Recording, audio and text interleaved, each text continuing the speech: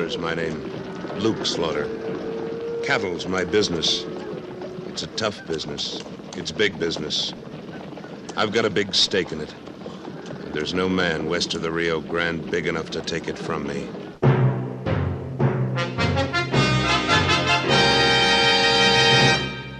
Luke Slaughter of Tombstone.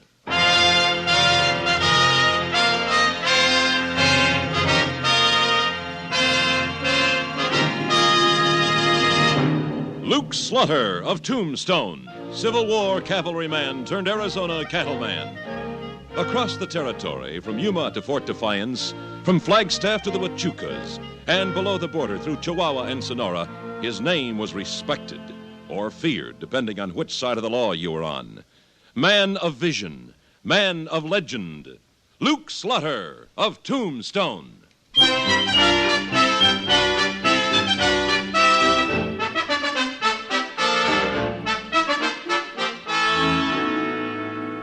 Lots of people back east think us Westerners are rough, uncouth, and ill-mannered. Although it might not appear so to a stranger, we do live by a fairly rigid set of manners. For instance, we don't care what a man was, but what he is. All of us have come out to this new country from somewhere else, and why we came is our own business. Of course, sometimes a stranger may drift into town who reminds us of things we just as soon forget. Like the time Wichita and I was sitting out front of the Cosmopolitan Hotel, waiting for the dinner gong to ring.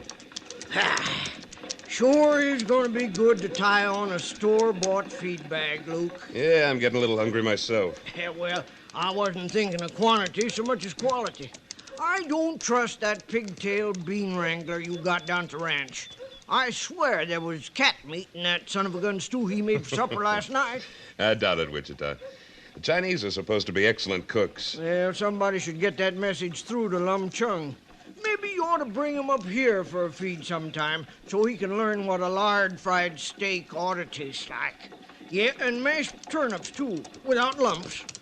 Oh, when are they going to ring that darn dinner bell? I'm starving myself just thinking about it. Morning, Luke. Howdy, Wichita. Well, Mr. Howdy. Wallace, what brings you down from the mine in the middle of the day? I'm eating the stage, expecting a business associate in from the east. Here you struck water up at the Little Giant, Mr. Wallace. That's right. What's going on up there on the hill? First the sulphurette strikes water, and then contention, and now you. It seems that there's an underground lake at the 500-foot level. Well, we can sure use some more water out in this desert, but it's never going to bring in as much as silver. Well, I don't imagine Mr. Wallace is going to let a little water interfere with his silver production, Wichita. Not for a single minute.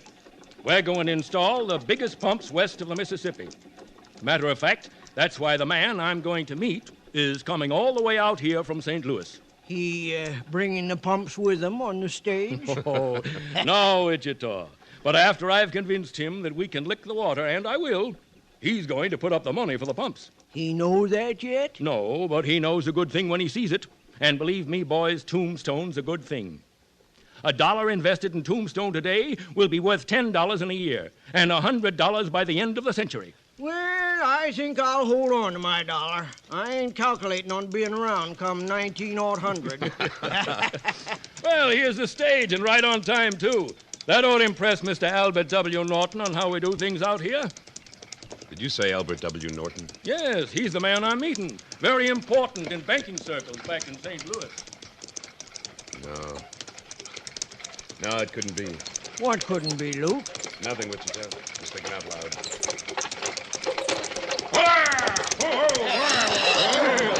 See, you're keeping right on schedule, Ed. Oh, howdy, Mr. Wallace. Yeah, I could have saved the horses a mite and been a bit late. Only I got a passenger in there I'm hankering to get rid of pronto. All right, mister.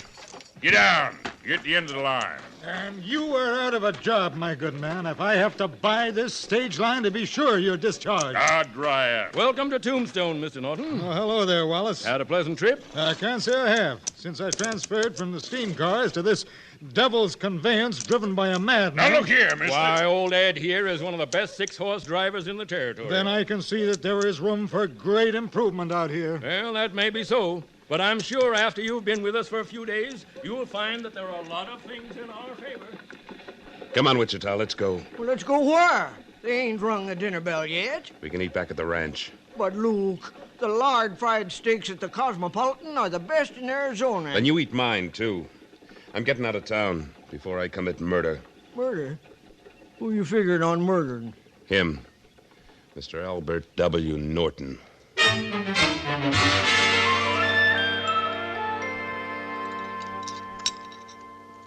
More coffee, Wichita? Thank you, no. I understand they got a new show at the Birdcage. High kickers, they tell me. You feel like riding into town tonight? I don't think so, Wichita. I like it fine right here on the ranch. You must. You ain't been in town for more than a week. That's right. Ever since the day that Eastern dude pulled in. Right again. Luke, I'm a patient man. Are you? Well, patient is the next. But my patience is running out. And just what are you getting impatient about? Well, Luke, it ain't fair. You ain't never told me why you got it in for that Albert W. Norton friend of Mr. Wallace. That's right, I never have. Well? And most likely I never will. Oh, now, Luke. Wichita, I guess there isn't a single one of us out here that doesn't carry around memories that hurt.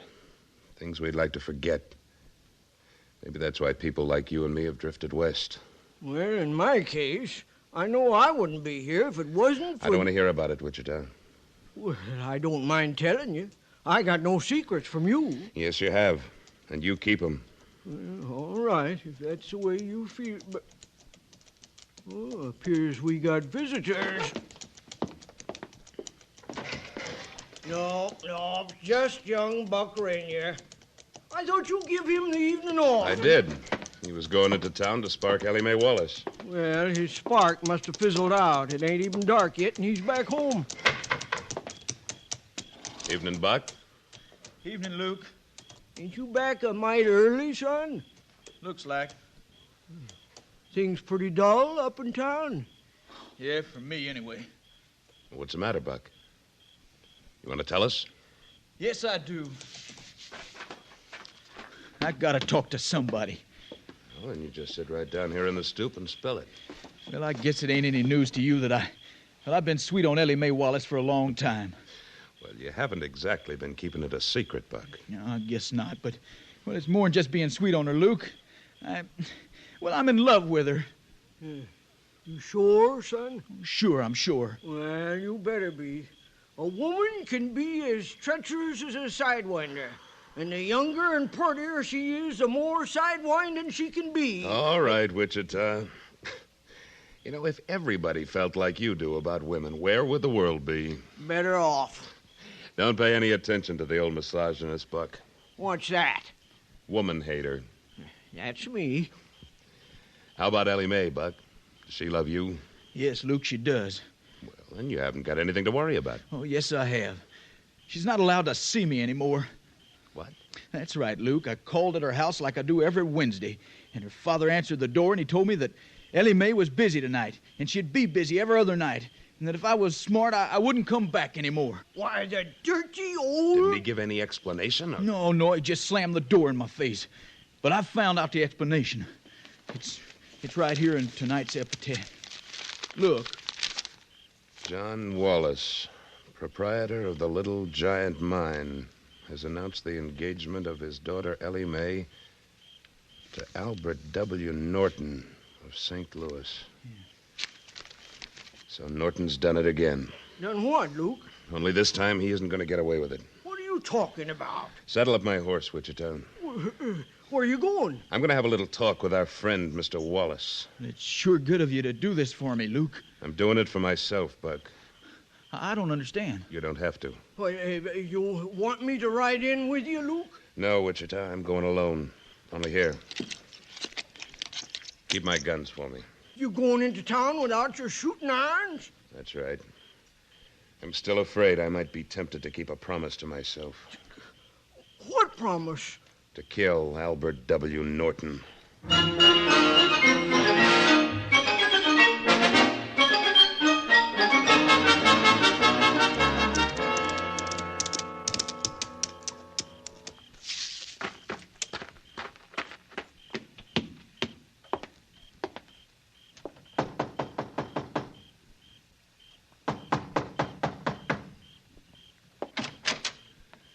Evening, Mr. Wallace. Why, Luke Slaughter. What brings you into town at this hour? Maybe it is a little late, but I want to talk to you. You mind if I come in? No, of course not. Do come in, please. Sit down. Thanks. Well, Luke, what's on your mind? I read in tonight's epitaph that your daughter is going to marry this Norton fellow. That's right. A week from Saturday in St. Paul's Episcopal Church. Looks like you don't believe in long engagements. Not when it's love at first sight. Is it? Of course. Isn't this a rather late hour for congratulations? I didn't come here to congratulate you. I came to try to talk you out of it. Aren't you sticking your nose into something that is absolutely none of your business? Maybe and maybe not. Oh, by the way, where is your future son-in-law? He might be interested in what I've got to say. I have no idea. He went downtown this evening. Oh, that's right. I heard there was a new troop of high kickers at the birdcage. I wouldn't know. And I don't keep tabs on the comings and goings of Mr. Norton. Maybe you should before you give him your daughter. Just what do you know about this Norton? Enough. He's a highly successful St. Louis financier. And his price for bailing out your mine is a girl young enough to be his daughter. Slaughter, I don't have to sit here in my own house and listen to such dirty insinuations. You don't, but you will. Now, hold on. I apologize, Mr. Wallace. You're right. This is none of my business, from your point of view. But from my point of view, it is. Because I happen to know Ellie Mae is in love with a young fellow named Buck Rainier. That wrangler that works for you? That's right. I threw him off my premises tonight. I know. That's why I'm here. Buck is very much in love with your daughter, Mr. Wallace. Well, he'll have to get over it. I certainly would never permit Ellie Mae to marry a $40 a month cowhand. Mr. Wallace, I've never been married. I've never had any children. But if I ever do have a son, I'd like him to be the kind of boy Buck is. And to back up that statement, when he marries your daughter, I'll make him a wedding present of a couple of sections of land and enough cattle to set him up in business. Very touching, Slaughter. But Norton's holding the high hand in this game. He usually does. But this time I don't think he'll win. I'd like to see what's going to stop him. You will, Wallace, when the hand is played. Are you threatening me? Not at all. But I'm asking you once more to give your daughter a chance to be happy. That's exactly what I am doing. And that's why she's going to marry Albert Norton. That's your final word? It is. All right, Wallace. I tried. I hope I haven't kept you up too late. But you might try to sleep on this. If Ellie Mae were my daughter, I'd rather see her entertaining the boys at the Occidental Saloon than married to Albert W. Norton. Mr.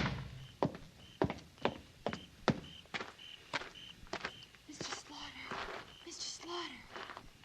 Ellie Mae. I overheard you talking to Papa. Mr. Slaughter, what am I going to do? Ellie Mae, are you really in love with Buck? Oh, yes. I'll die if I have to marry that awful old Mr. Norton. But you want to marry Buck? Oh, yes, so very, very much. What am I going to do, Mr. Slaughter? You just go ahead and do what your father tells you. Smile and be pleasant. And act like you were the first blushing bride in the history of the world. But I can't do that. Yes, you can. Because, Ellie Mae, I promise you, you will never be Mrs. Albert W. Norton.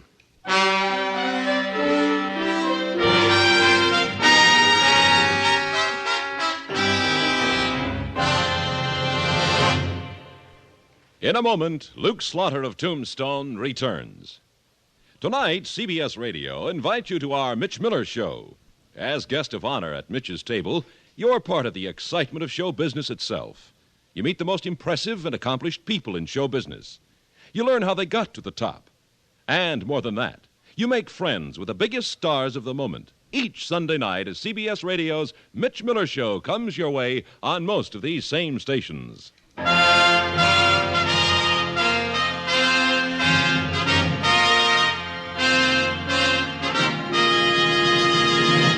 And now, Act Two of William N. Robson's production of Luke Slaughter of Tombstone. To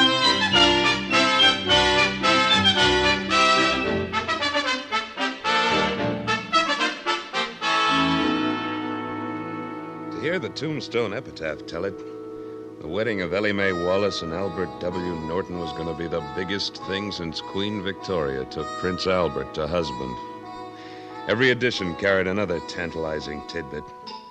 The bridal gown was coming by fast express from San Francisco. The bride's father had bought up all the French champagne in town for the reception. The nuptials were to be solemnized by the Bishop of Arizona himself. And listen to this in tonight's paper. The happy pair will spend their honeymoon in the East, where they will be transported by private railway car provided by Mr. Wallace. Doesn't say anything anywhere about what the groom's providing, does it? No, but he must have something to offer. Sure he does. A line of palaver like a lightning rod salesman. Just the same, it looks like the three of us are the only people in Tombstone who won't be at the wedding. Don't be too sure about that, Wichita. I don't want to go. I don't want to see it happen to Ellie Mae. You don't have to go, Buck. But I think maybe Wichita and I'll make an appearance. How? We ain't got any invites. And after the way you talked to Wallace the other night, I don't figure we're going to get any. Who said we needed any?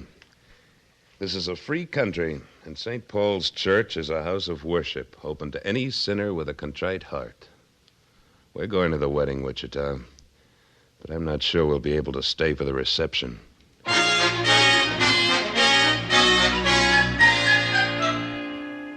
I had my own preparations to make, but they didn't involve bishops and champagne and such frills.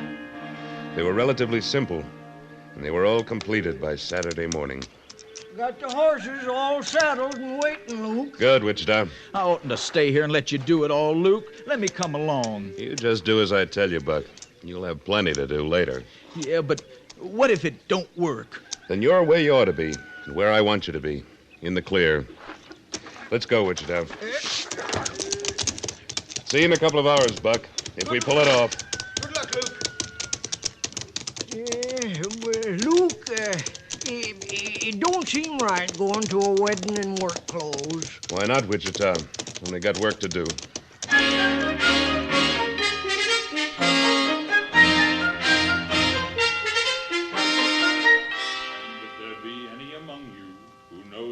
This marriage should not be performed. This is our cue, Wichita. Let him speak now, or forever hold his peace.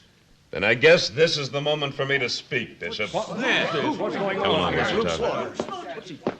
I know plenty of reasons why this wedding shouldn't be held. Slaughter, this is a private ceremony. Slaughter? Not any longer, Wallace. I'm making it public. And Mr. Norton knows why. Oh, Mr. Slaughter, you kept your promise. I don't know what you're talking about. You sure about that, Norton? You sure you don't remember a young lawyer named Lucian Slaughter back in Peoria, Illinois, just after the war? You're not... Yes, I am. A little heavier, maybe, and a little less hair. And the name Lucian was just a little bit flossy for the cattle country. So it somehow got whittled down to Luke. Mr. Slaughter, if you have something to say, please say it quickly. You have interrupted one of the church's most sacred sacraments. I'm sorry about that, Bishop. Folks, I know this man, Norton. He's been married before. What? You didn't tell me that, Norton. What of it? My wife has been dead for years. So I heard. And what did she die of? Hell, consumption, I think it was. You think? Didn't she die of humiliation and a broken heart after you deserted her? That's not true. I did not desert her. My business took me to St. Louis And you thought a small-town girl like her would be a drawback, so you never sent for her. I don't see what all this has to do with anything. It has to do with a no-good grifter who'll make your daughter's life as unhappy as he did his first wife's. Mr. Wallace, are you going to permit this boor to interfere? I certainly am not. You've had your say, Slaughter.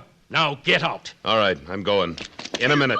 Look out, he's throwing a gun. Cover that side of the church, Wichita. I am, Luke. Mr. Slaughter, you have desecrated the house of the Lord. I'll settle with the Lord later. Come on, Ellie Mae. Yes, Mr. Slaughter. Slaughter, this is kidnapping. Is it? Or is it an act of mercy? Keep them covered till I get to the horses, Wichita. I got him. Come on, out this way, Ellie Mae. Where's he going with that girl? Now, folks, I don't hanker to desecrate the house of the Lord further with gunfire, But I will if you folks don't quiet down and stay put.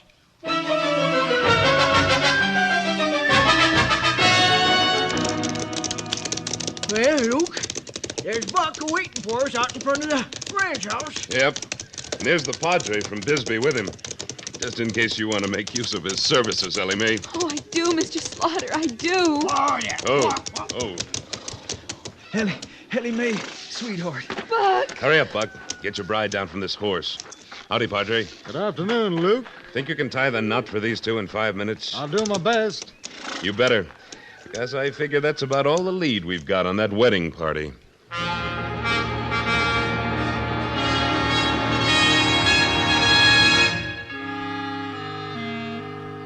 And I pronounce you man and wife. Oh, Ellie. Oh, my husband. My very own husband.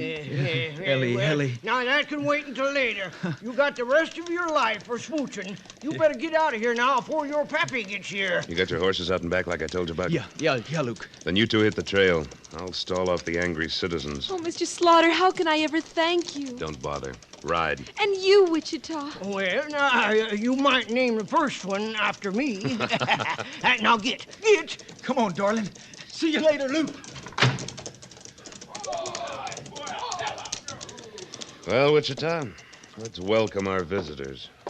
All right, Slaughter, what have you done with my daughter? She isn't here, Mr. Wallace. Of course she's here. We followed your trail. Well, she was here, but she just left on her honeymoon. What?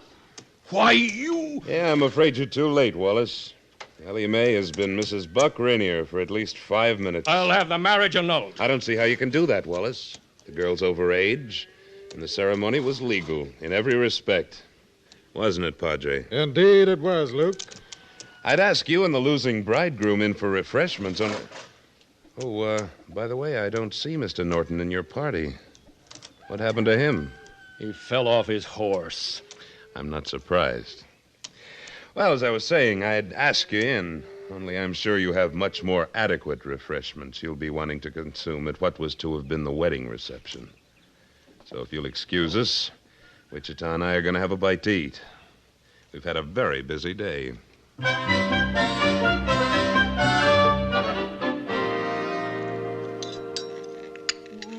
But you still haven't told me. Told you what? Well, how you happen to know so much about that Norton fella? Well, Wichita, I suppose I might as well tell you. You'll never stop knittering me. You see, back in Illinois, 15 years ago, there was this young lawyer just starting out in the world. This young girl. They were very much in love, and they wanted to get married. Uh-huh. But the young girl's father had other ideas, ambitious ideas. And he made the girl marry a fast-talking young fella named Albert W. Norton. Oh. And the young lawyer left town, swearing he'd kill Norton if he ever saw him again. Only you know, Wichita, I like it better this way. Killing's too good for a rat like him. Yeah, I guess you're right. But there's only one thing about the whole shebang that I don't like. What's that? They left in such a hurry, I didn't get to kiss the bride.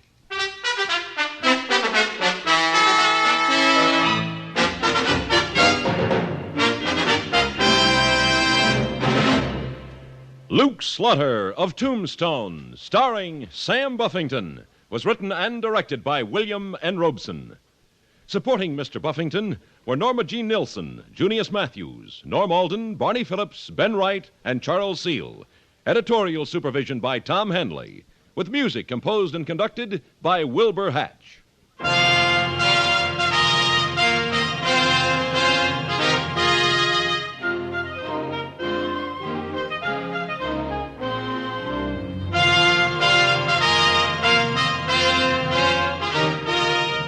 This is the CBS Radio Network.